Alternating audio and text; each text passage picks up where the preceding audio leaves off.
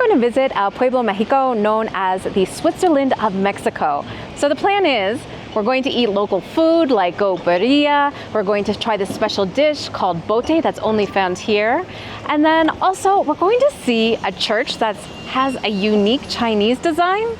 We'll walk around town, talk with locals, probably eat more food, and then maybe at the end of the day, we will know why Mexicans love this mountain village.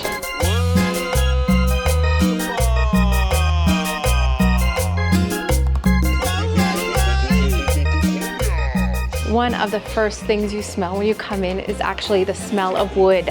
Not just the forest, but all of this woodwork.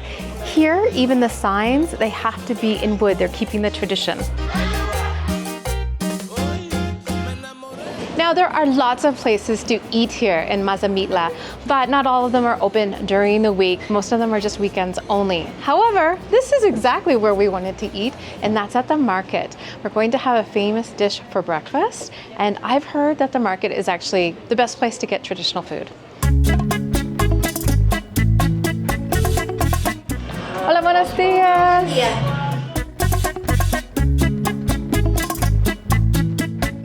There's a very special reason that I wanted to come here, and that is because birria is very popular in Jalisco. However, you mostly get it served as beef, but it was originally a dish that's made with goat. And the name of it actually means worthless. And that is because in the 16th century, the Spanish brought goat to Mexico, and it was a pest. It was eating all the crops and destroying them. And Spanish didn't even like eating it. They thought that it was too gamey. And so the indigenous people, to not waste this animal, decided to make a dish out of it, and that became birria. Now, birria was traditionally cooked in marinated in spices and actually underground. Today, here you can get it as chivito, which is young goat, borrego, which is young sheep, and they'll also do tacos for you as beef. So whatever you want, but come on, how can you not have the original? It looks so good. It is so tender. A lot of people think that lamb and goat is a little bit gamey, but the way they cook it, slow cook it in the sauce, this is a fantastic dish. I'm so glad that I waited to try this here because it's really, really good. Totally worth it. It's the same like the goat in Indonesia. Very similar. Good. Knowing that Alan loves this dish means so much to me because we eat so much goat in Indonesia. It's one of our favorite dishes, and so I really wanted to know what he thought of this here. You can have this as just like this in consomme. You can have it as a taco. You can have it as a quesadilla. They also, as I said, have it in sheep or beef if you're not so into goat. But I'm going to eat it just like this, and then we're going to head upstairs because there is another traditional Mazamitla food that I want to try. If I have any room left, because this is so good, I'm going to eat the whole thing.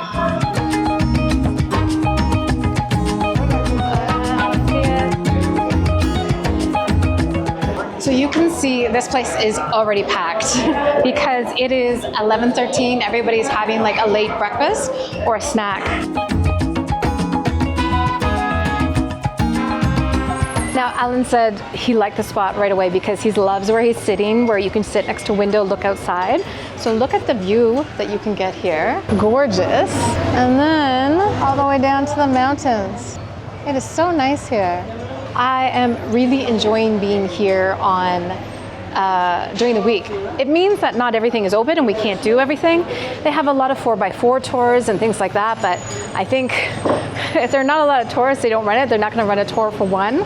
So we might be stuck kind of walking around town, but that's okay. There's some museums here, shopping, like lots of things to see and do. But yeah, coming here when tourists aren't here, really, really nice. Let's get to what I chose to eat.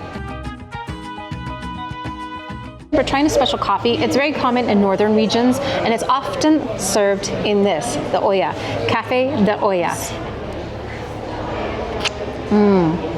It just takes coffee up a notch. It's actually really, really nice.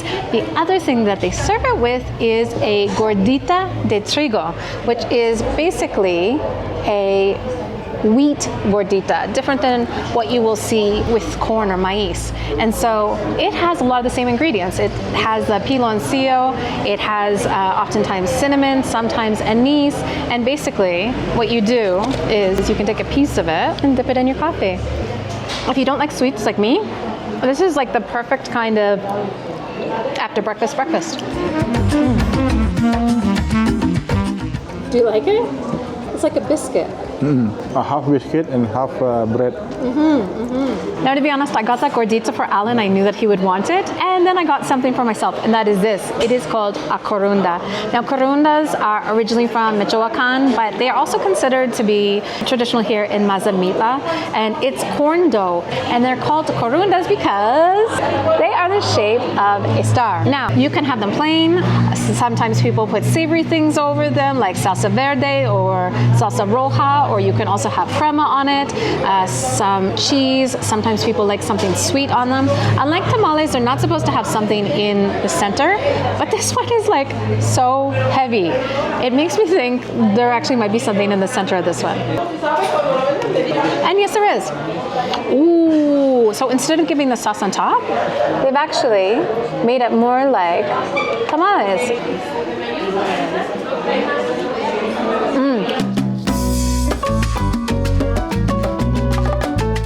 Well, that was delicious. Alan's pancakes were 50, and the 2 coffees, the corunda, the gordita was 100.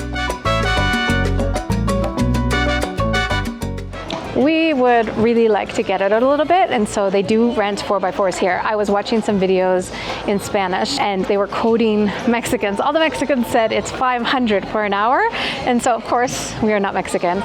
First person said 750, second person said 700, and they were right though on the center block. So of course they're going to be more expensive, so we're going to walk out a little bit to see if we can get a better rate, because we would love to get out and see all of these pine trees. All right, so we just talked to a man just outside of town beside the bus station, and he said the going rate is 700. And I said that I had seen it for 500 on videos, but maybe those videos were a couple of years old. I'm not sure, but I think he was being honest about it. And since nobody was going down to 600, whatever, they have decided for me, that is what the price will be. All right, so as we walk into center, just a few facts about this place. It is a small village. It's only just under 12,000 inhabitants, and it's at 2,300 feet. So it's significantly higher than Guadalajara, and you can feel that in the air. It's pretty cool. I actually really enjoy this. Alan is really cold, but I think that's just because I'm Canadian. This morning I was freezing and I did not enjoy the cold, but he just relishes it because it's not something that he's used to. When you come to Mazamitla, you are going to see a lot of different deer sculptures and artwork around, and that is because of the name. It was originally a Nahuatl word, and it means place where the arrows to hunt deer are made. And as you can see, this is one of the originals, but there are lots of little different ones around town that are quite nice, and tons of artwork. You've got the main sign here, and then this church, which looks very different than any other church that you will find in Mexico. And that is because it was made in 1950, so it doesn't have a colonial aspect to it. In the 1950s, they had a little bit more liberty to make it the way that they wanted it. And actually, it has a lot of Chinese influence. And that is because the person who was responsible for making it was really inspired by pagodas and Asian architecture. And he wanted to add different aspects of that to this church. Another interesting fact is that, not 100% confirmed, but they do believe that this is actually built upon a pyramid from one of the indigenous groups that was here many years ago. And so they've never excavated it because the church is on top, but everyone says that's local, that this is actually a church on top of a pyramid.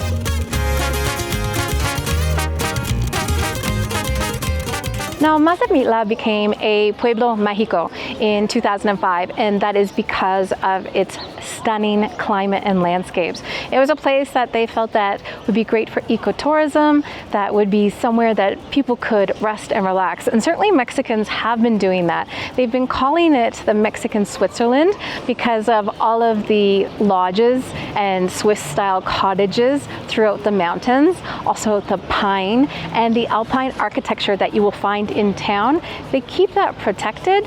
Everything is still made of wood.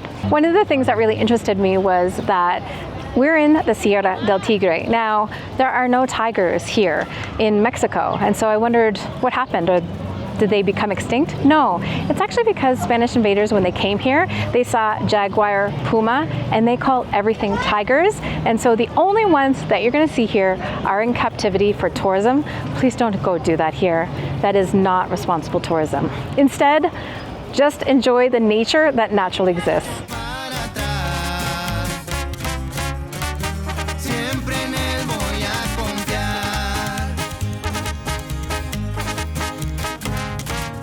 Now, the market has a lot of really great food, but there are fantastic restaurants here serving traditional food. I'm at Casa Magna, which is a 100-year-old Hacienda house. It is beautiful.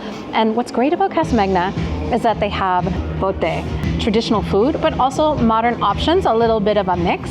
I also love that as soon as you sit down, they greet you with food. So we have tostadas, a black bean sauce, a curious beet and cauliflower cabbage, and then also just a salsa verde.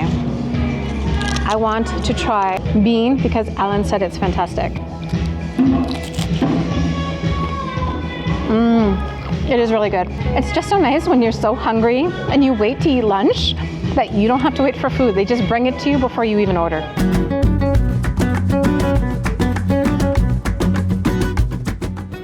Now, this lunch is a treat. It's a beautiful space. Alan got fettuccine alfredo, which is just something special that he loves to eat.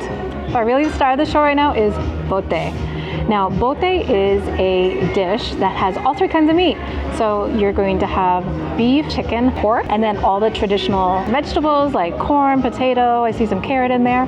But what makes this really special and true to the area is that it is mixed with pulque in the broth. This is such a ginormous soup. I don't even know where to begin. But for, I think it's just under 200 pesos, they definitely give you your value worth in meat. This pork is so tender. It's not dried out, it's super, super tender. I'm really impressed.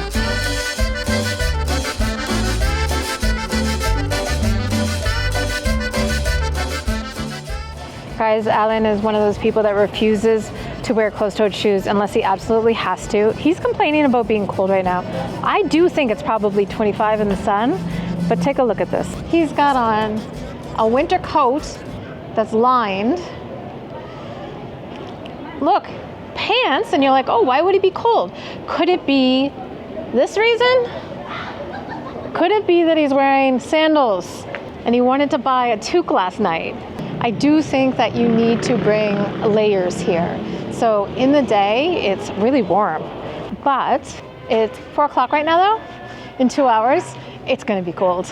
It's nice, but in the middle of the night last night, it was around 12 degrees, and I was thankful that where we're staying, which is right on the plaza, just had like flannel coats for or flannel blankets for us because it was really, really cold. All right, so the sun is starting to go down, but we didn't want to go inside yet. We didn't want to go back to our hotel.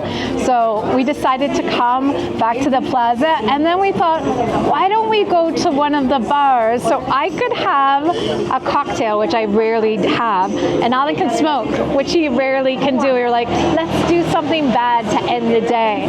I asked the guys here, what is the most typical drink of this area? And it's a cantarito. It's orange juice, grapefruit juice, a little bit of squirt, I think some sugar or salt, lime, and tequila. And they gave me extra because when they told me I ordered this, and then I said to them, how much is it? And they said 200.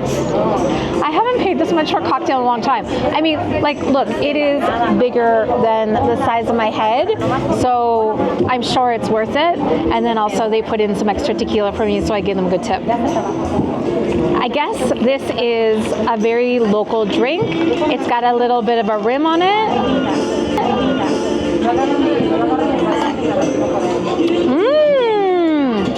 It is delicious. You can taste the smokiness of the tequila that they said is local from Jalisco, and then you get a little bit of like that tart grapefruit and a squirt. This is very refreshing. Cantarito. It might be my new drink. I think we're gonna end the video here. We had an amazing time. I just really love Jalisco. They say Jalisco is Mexico, and it really is. If you liked this video, you might like my video about Guadalajara. First impressions were fantastic. I think it's a city I could live in. So check out that video. And in the next one, we're not going too far. Another small town in Mexico. See you then.